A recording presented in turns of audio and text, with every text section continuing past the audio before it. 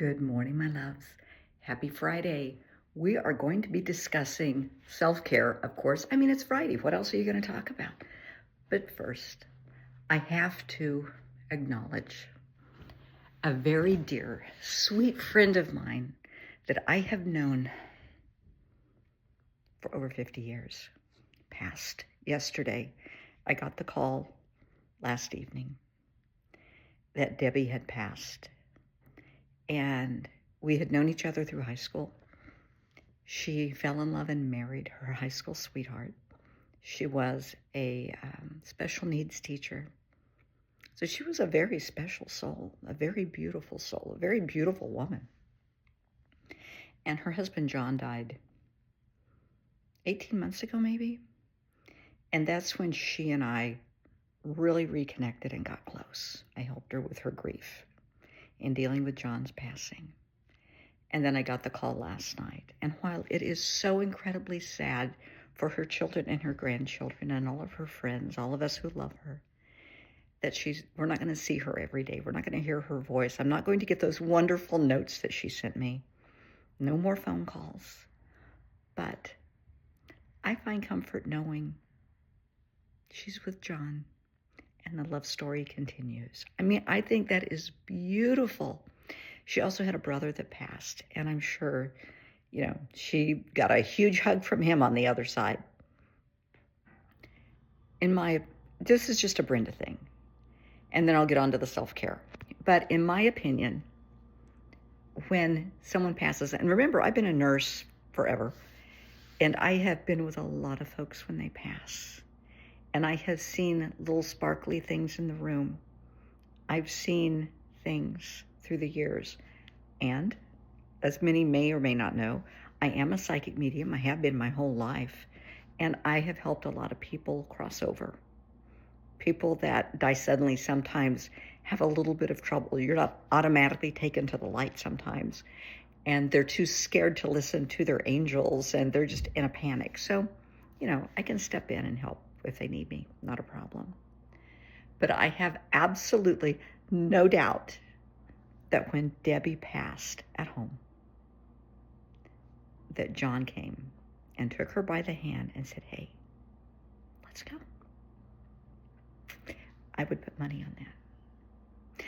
And they walked hand in hand through the white light. That's really how it works. It really is. It is one of the most beautiful things you could ever experience. And it's one of those beautiful things everybody gets to experience at some point. So death is not necessarily something to be feared. It's just another journey, another trip. But you're not alone because somebody always comes and takes you by the hand and helps you through. So it's not a worry. But Debbie, sweetheart, I'm going to miss you. I'm going to miss our talks, our laughs, our reminiscing. But I know you're where you need to be with John. That I know. So, onto the topic. It's Friday. It is time for self-care. What are you going to do to celebrate you? Now, as we all know, it's Friday, and I will be going to Manuel's for lunch with some coworkers. It's celebrating surviving the week. It's been a rough week for a lot of reasons. And sometimes you just need to go to a nice restaurant and enjoy your meal. And it's good food. It's the best. I just love it. And I look forward to it every week. And that's part of my self-care. Tomorrow, I think, not sure yet, I think I'm going to brunch and do a little shopping and then come home and, of course, watch sports. And I'll be seeing clients, of course. And that's fine because that's what I do and that's what I love and that makes my heart smile. So if it makes your heart smile, go for it because you're worth it.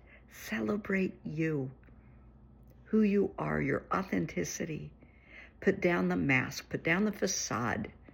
Be you. Stand tall and proud in your truth and your authenticity and celebrate that. And while you're at it, celebrate those you love. Let people that you know that you love them. that they matter to you. Yesterday, I work in an office full of like 40 people. So yesterday, I took brownie bites. They're like, I don't know, the size of a silver dollar, maybe a half dollar. And I took 4 dozen to the office and set them out. They were devoured very quickly. But it's just to show people, hey, I appreciate you for who you are. People love that. They just like to know they're appreciated, they're valued. We all need to hear that. We all need to feel that. And my coworkers know, each of them know I value them. I value their friendship. I value what they do for the firm. I value them. And that's important. I will be reaching out to my son and my granddaughter and letting them know how much I value them, like they don't know already. Grandma does spoil them just a little bit, but that's what grandmas are for. And Valentine's Day is coming up in less than a month, about 3 weeks. So if you have somebody special in your life, put your thinking cap on. You don't have to break the bank. It's not about big stuff. It's about the sentiment. Leave them a note. Leave them a box of chocolates, flowers, a plant. Take them to lunch, take them to dinner. Doesn't have to be anything major. And if you're a single parent, do something special with your child. Let them be your Valentine and you be theirs. Let them know that they are the magic in your life.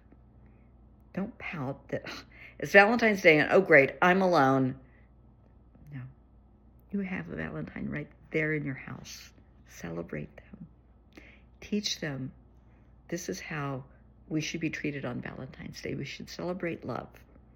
And we all have somebody that we love or that loves us or that you love yourself. I mean, if you're totally alone, I'm not seeing anybody. And this year for Valentine's Day, I'm not sure, but one of my friends said, hey, why don't we do dinner or something instead of just being miserable and alone? Do that. Get together. I think Valentine's Day is on a Friday, and I have a very busy day at work that Friday with a client. And so fine, why not? Have somebody over, order pizza, watch a movie. You don't have to be miserable and alone unless that's what you want. Unless you want to be miserable and alone. The choice is yours. Happiness is a choice. But Valentine's Day is celebrating love, not necessarily falling in love, but love. Loving flowers, loving your pets, loving your friends, your family, loving life. Why? Sweetheart, please, because you're worthy. Why not? Have an amazing Friday. And Debbie, you and John have an amazing life together, sweetheart. They are so worthy. And you're worthy of happiness, love, and respect too. I love you guys. Have a good Friday.